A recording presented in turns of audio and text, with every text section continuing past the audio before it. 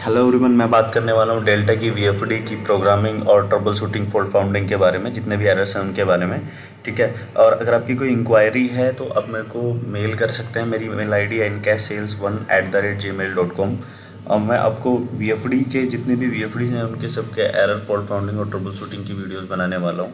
ठीक है। और मैंने एक बहुत अच्छी बुक का लिंक दिया हुआ है नीचे डिस्क्रिप्शन में। आप उस बुक को परचेज करके आप इंडस्ट्रियल ऑटोमेशन और वीएफडीज को सीख सकते हैं। बहुत अच्छी बुक है, मैंने भी पढ़ी हुई है। डेल्टा की वीएफडी का एक एरर है EoL2। ठीक है, मोटर टू ओवरलोड। ठीक।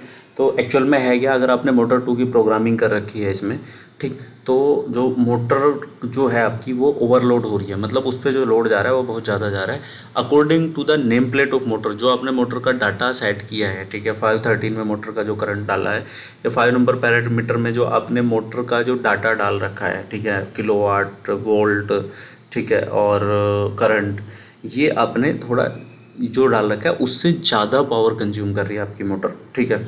तो आपको एक तो ये चेक करना है कि आपकी जो मोटर की वायर है, ठीक है, आउटपुट की वीएफडी की जो वायर है और वो मोटर तक जो गई है वो कहीं पे अर्थ तो नहीं हो रही है। एक तो ये केस हो सकता है इसका।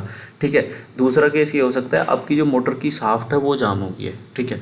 तो या फिर जो बेल्ट कनेक्टेड है वो वहाँ पे बहुत ज़्यादा लोड जा रहा है। तो आपको ये दो तीन चीज़ें चेक करनी है। अगर आपकी फिर भी आपकी मोटर भी ओके है और वहाँ पे लोड भी ज़्यादा नहीं है, ठीक है, तो आपको क्या करना है, मोटर की ना रेटिंग बढ़ानी है, एक हायर रेटिंग लेनी है। जैसे ही आप हायर रेटिंग ले लेंगे तो आपकी ये प्रॉब्लम सॉल्व हो जाएगी। ठीक है।